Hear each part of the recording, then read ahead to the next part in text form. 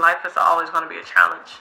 It's not supposed to be easy. If it was easy, babe, what's the fun in that? Don't all of a sudden obtain some type of success and be like, okay, yeah. I mean, you can always feel like, yeah, I'm that girl. Because I always say I'm that girl. But I also know that I'm not that girl without God.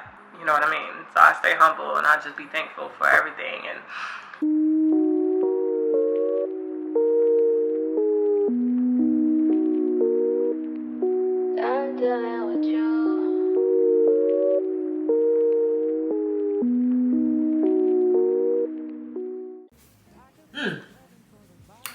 chat, I need to get this room together.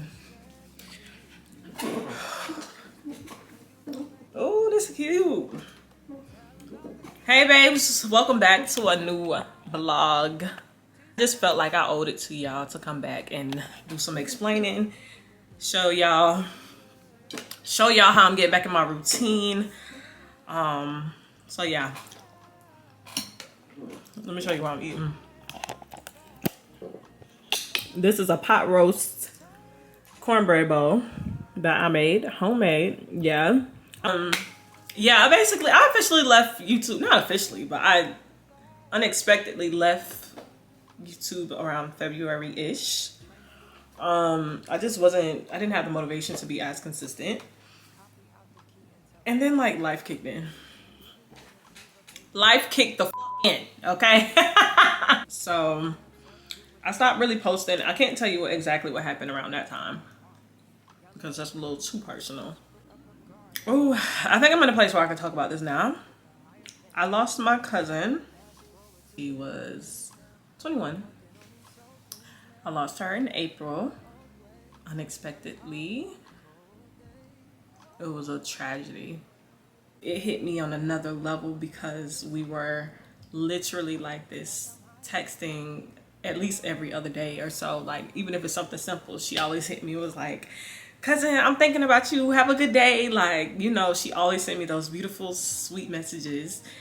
She had texted me 2 days before she left. She had texted me.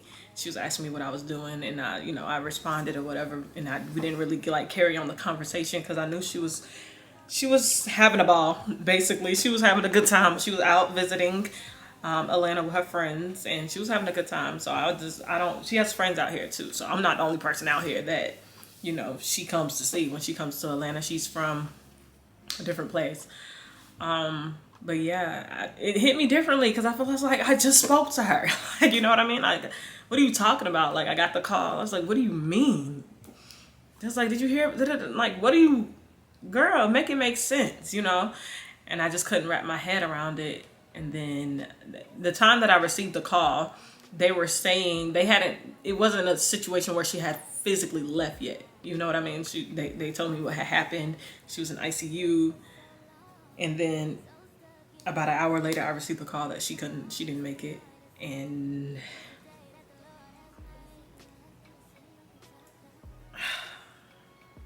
me losing her put me in one of the baddest, I don't even know, should I say baddest? It put me in one of the worst positions of my life, to be honest. And it was a factor of me losing her. I was already going through depression at that time. But that just put the icing on the cake. Like, that just took me overboard. Me losing her put me down, y'all. Like, it took me through the darkest time.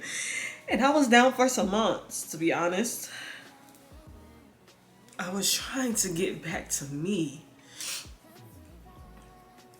It just was easier said than done.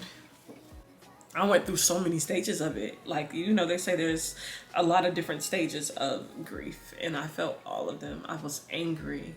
I was in denial. I was sad. I was randomly emotional. Like, and I still have those emotions to this day. Like, I'll be having the best day. I'll be out having the time of my life, and then suddenly I'll think about the fact that she's not here anymore, that she's not able to celebrate with me. Like, I went through all the stages, and I think I'm still going through them. I'm just carrying them a little better these days. I can say that I feel like I'm out of that stage of depression. I wake up with purpose. I feel like I wake up with a purpose every day now. During those months, bro, I literally I was operating like a robot. Like, I had the same routine every day. I didn't try to accomplish more than what I needed to every day. And like, that's not like me. But I was just waking up, take a shower, wash your face, log on to work,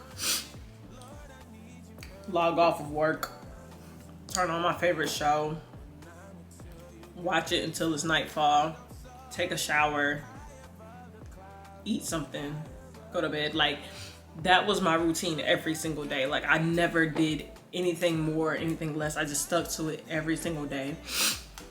And I had a moment of, eventually I had a moment. I just said, this is enough to myself. I brought myself back up out of that space. The only person who can bring you out of that space is yourself. And I've grown to realize that. I've lived through it. I've realized that I forgot what day this was and I forgot what was happening. But I said, this is enough, see.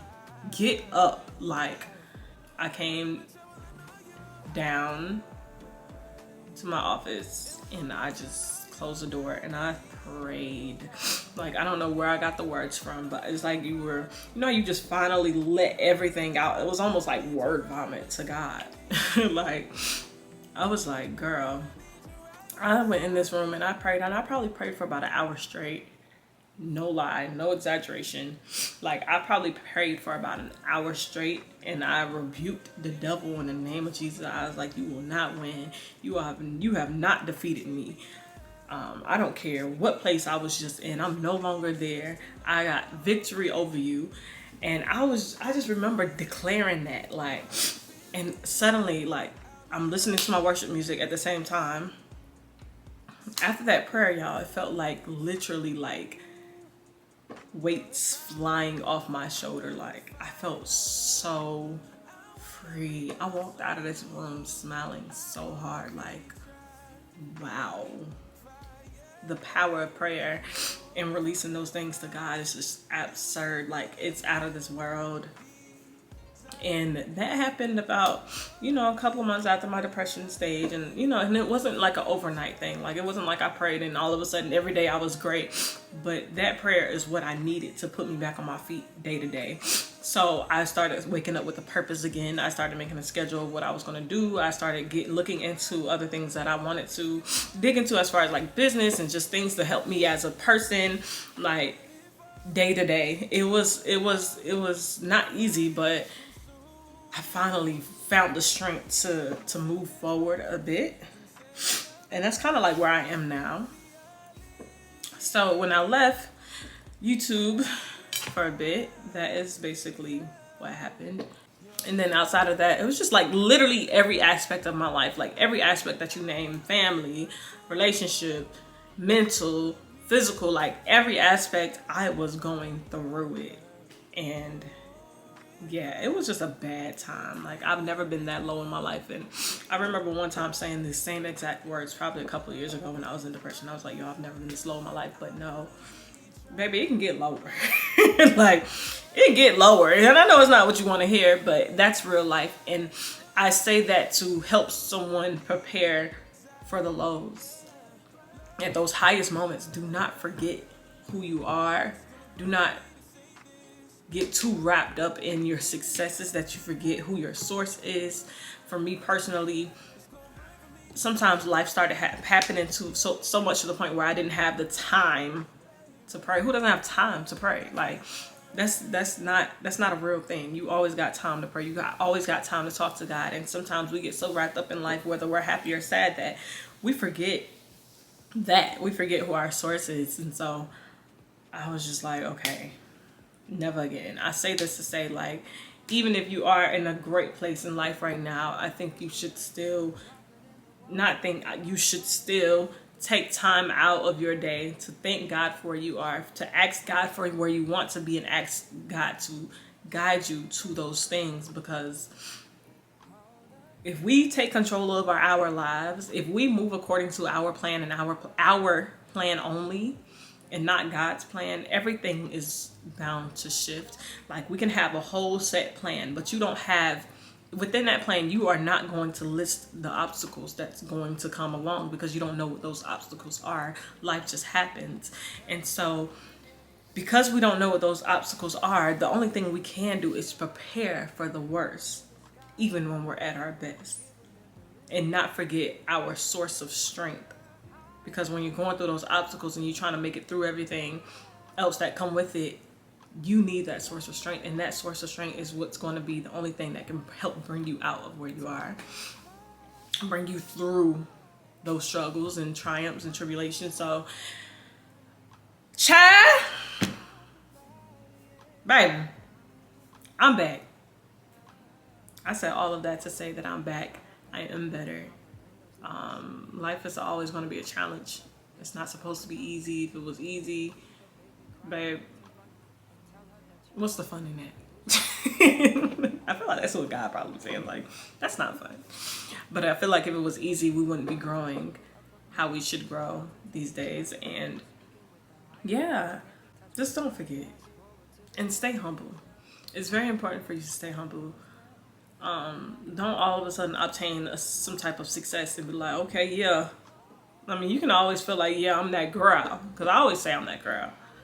But I also know that I'm not that girl without God. You know what I mean? So I stay humble and I just be thankful for everything. And just don't forget it. Don't get too wrapped up in your own head. Don't get too wrapped up in your own plans. Because I can promise you, your plans will not go as planned. Because we don't just purposely plan for obstacles in life situations. Like, they just happened. And sometimes when those things happen, it throws us for a loop because we didn't account for them. So yeah, I just wanted to get that off my chest and just explain life real quick and the importance of getting back to you. You know what I mean? And recognizing. I'm about to demolish this. I'm so hungry, y'all. So I'm gonna talk to y'all in a bit. Y'all need my business.